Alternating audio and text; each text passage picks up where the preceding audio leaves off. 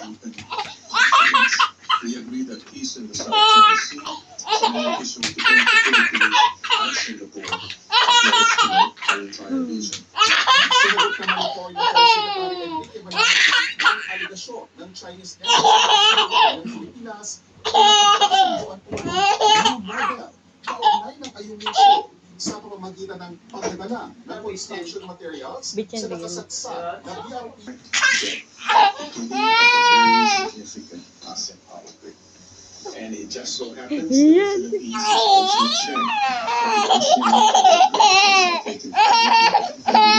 working closely with the Philippines to meet the ASEAN power Uy, nauntog to?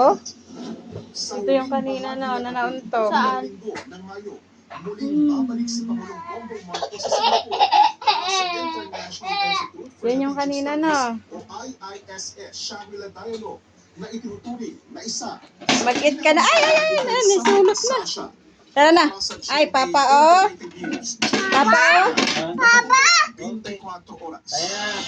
Pasabi ng kaganina, Daddy. Dinaan ni Police Major General Mario Reyes ang paggamit sa kanyang pangalan ng mga motoristang nahuli kamakailan sa pagdaan sa EDSA Highway. Sabi ni Reyes, sa ay natigil na ang naturang babae. Hindi raw